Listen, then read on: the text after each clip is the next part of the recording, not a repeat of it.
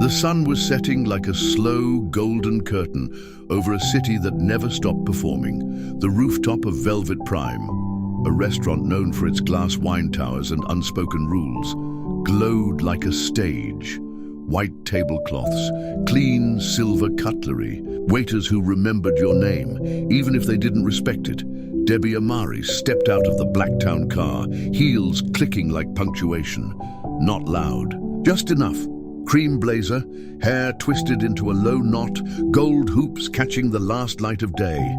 She walked like she didn't owe anyone a single explanation. Because she didn't, not anymore. This was supposed to be lunch, a casual catch-up. Enclosure, maybe.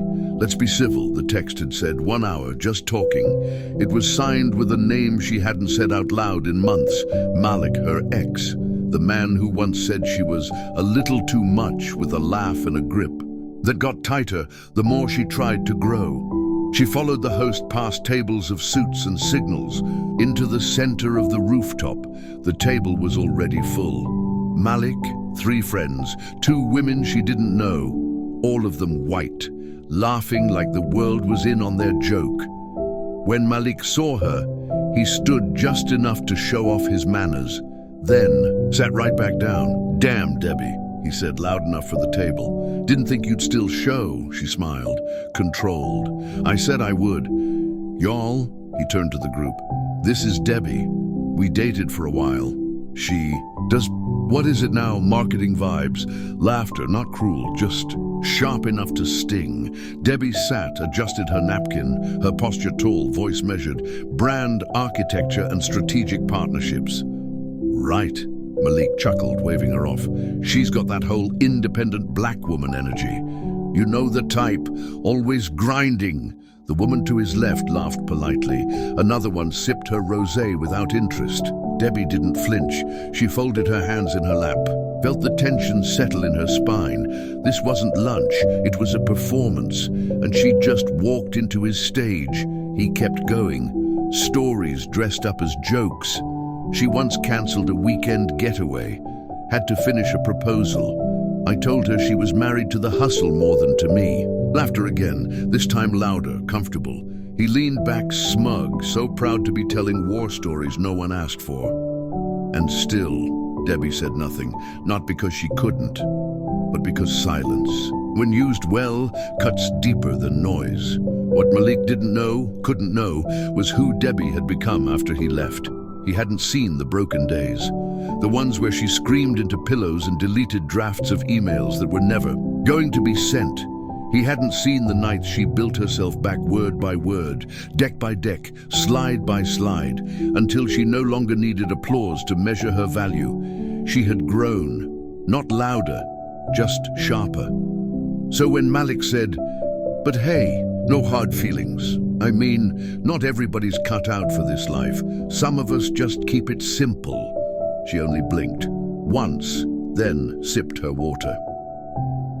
What no one at that table realized was that they weren't the most powerful people in that restaurant. At a corner table, just behind them, sunglasses, iced tea, and silence, sat Garrison Cole. You don't need to introduce Garrison Cole, you just feel it. Founder of Cole Digital, investor in 7 Fortune 100 brands, billionaire before 36. Some called him a tech prodigy, others called him untouchable. But right now, he was just watching, listening. Every jab, every joke, every flick of Malik's wrist as he reduced. A woman he once claimed to love into a side character at his table. The check came. Malik, ever the showman, grabbed it. "Don't worry, y'all. I've got this. One of us is still figuring things out."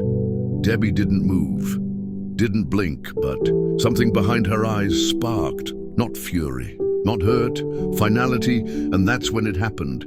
Garrison stood, approached. The air tightened like a rubber band about to snap. He placed one hand gently, professionally, on Debbie's shoulder.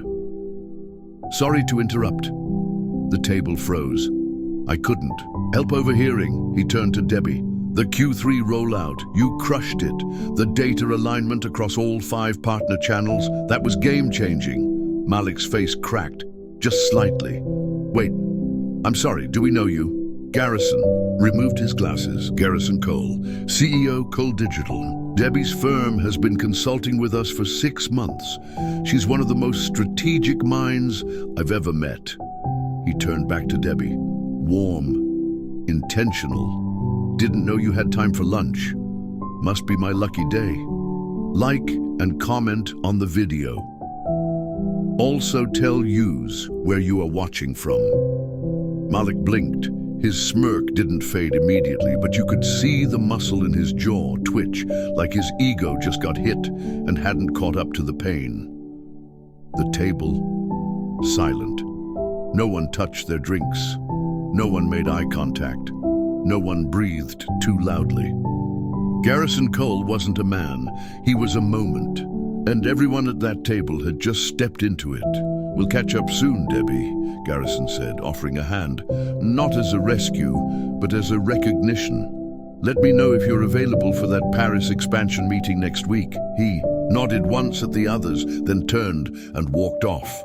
No drama, no noise, just silence so thick it could have been plated.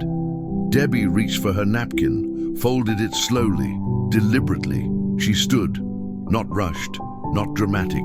She looked Malik in the dirt, eyed and held it, not with fire, with focus. It costs nothing to be kind, she said, but some people still can't afford it. She didn't wait for a response, didn't need one. She walked away, heels clicking like a signature being signed. The whispers didn't take long to start. Not the ones at the table, the ones in the city, in the offices, on Slack, over cocktails at business lounges where the real deals were whispered, not announced. Did you hear Garrison Cole name-dropped Debbie Amari at Velvet Prime? In public, in front of people, with her ex sitting there, looking like furniture, and just like that, 1,000 quiet judgments bloomed into sudden reverence, because Garrison Cole wasn't just a billionaire, he was a barometer. Where he placed his attention, capital followed. Where he offered respect, the world adjusted their posture. By morning, Debbie's phone was vibrating, buzzing, ping after ping, not loud, just persistent. One LinkedIn message, then another, then 12. A VP from a firm that had once ghosted her proposal suddenly wanted to connect. An investor who had brushed her off at a conference last year asked for a quick sync. And Malik, he was trending, not by name, but by incident. A short clip, just a few seconds, posted anonymously, Garrison walking to the table. That subtle, devastating line, she's one of the most strategic minds I've ever met. No one needed context. The caption read, "Imagine mocking your ex, and her billionaire client pulls." Up it went viral by noon. Malik texted her once, twice. The first one was short, didn't mean anything by it. The second was worse. "You looked good though, proud of you." She didn't reply, not because she was angry, but because silence wasn't her weapon anymore. It was her boundary. That afternoon, Debbie walked into the Cole Digital Tower for a standing strategy meeting. The receptionist stood straighter. An assistant offered her sparkling water before she could even sit. People noticed now, not because she'd changed, but because they had. She walked into the boardroom where Garrison waited, tablet open, sleeves rolled, eyes sharp but calm. He stood when she entered, offered his hand again, this time with familiarity. "Glad you made it. Sorry if I hijacked your lunch," he added with a grin. Debbie raised an eyebrow. "You didn't hijack it," she said. "You flipped the whole damn table." He laughed, genuine, relaxed. They dove into the numbers. Talked rollout phases, European licensing, user behavior analytics. But somewhere between projections and roadmaps, Garrison paused. "You know," he said, "I've worked with a lot of consultants, a lot of brilliant minds. But you think in systems. You build meaning, not just metrics." Debbie didn't respond right away. She looked down, steadying herself, not out of weakness, but out of memory. She remembered being overlooked, dismissed, told she was too passionate in a room full of dispassionate men. She finally met his gaze. "Thank you," she said. "But I've been building in silence for a long time. People just finally started listening." Garrison nodded. They're listening now. That night, the city shimmered under low clouds and late trains. Debbie walked home in heels she hadn't noticed all day because her steps didn't ache anymore. They belonged. She didn't cry, didn't gloat. She just sat by her window, tea, cooling beside a stack of open pitch decks. The world had moved, but she had already moved faster. Across town, Malik sat in the dark. The group chat was silent. The woman he'd brought to the restaurant that day hadn't texted back. The jokes he told, stripped of their tone, quoted with disgust, were now circulating Twitter like warning signs. This is how you handle subtle misogynoir. Casual cruelty in 4K. She didn't need to scream. She had receipts. Shout out to the quiet ones. They always win eventually. Someone had even looped the clip with a slow zoom on his face, right as Garrison Cole said, "She's one of the sharpest minds I've ever worked with." The look on Malik's face. That was the meme now. He didn't respond to any of it, just scrolled, thumb stuck in shame. At Cole Digital, Debbie's presence became standard. Officially, she was still a consultant.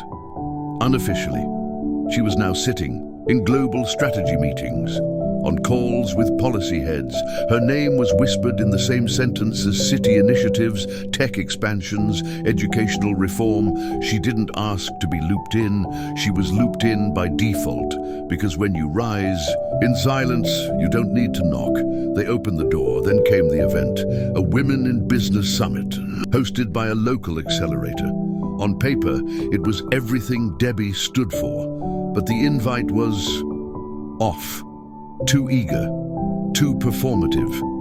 The founder, Lucas Grant, was suddenly all over her inbox, dropping phrases like diverse representation and women of power. Debbie paused, Googled, looked deeper. Lucas had history, the kind that didn't show up on his bio.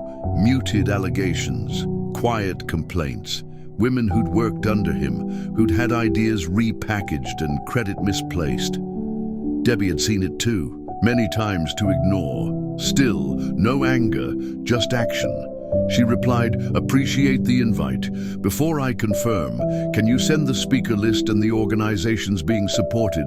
Lucas danced around it. Name-dropped companies he hoped would show up, said vague things like inclusive innovation. That confirmed it. Debbie declined. Politely, directly. "Please remove my name from your flyers. I didn't agree to participate," but Lucas had already printed them. Her face was on the homepage. LinkedIn posts had gone out with her name attached.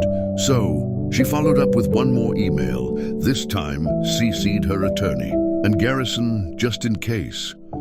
By noon the next day, Debbie's image was wiped from the event. No apology, no explanation, just silence. But everyone saw, and they knew she didn't need a stage to speak. She was the stage, back in her circle. What she called the quiet room. Debbie shared the story, not for drama, for teaching. "They'll wrap manipulation in compliments," she said.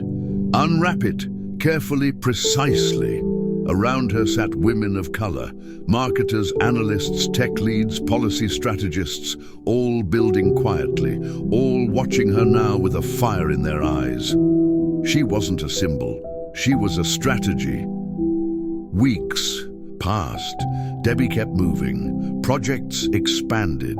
Global teams reached out. Startups paused their launches just to get her input. She never rushed to post about it. Didn't tweet the meetings, didn't tag anyone. But rooms paused when she entered. Because power had shifted, not loudly but undeniably. And Malik, he faded. Every time he walked into a meeting, someone whispered, "Isn't that the guy from..." He stopped replying to messages, stopped pitching ideas, started looking smaller. Not because Debbie took anything from him, but because he had underestimated someone who was never designed to stay small. It was a Thursday when they saw each other again. Not a gala, not a rooftop, just a coffee shop. Debbie had just wrapped up a mentoring session. 2 interns from the quiet room had hugged her before leaving. She stepped up to the counter, then froze, only for a second. There he was, Malik, alone, face tired. Phone in hand, not scrolling, just holding it. Their eyes met. He stood quickly, almost knocking over his cup.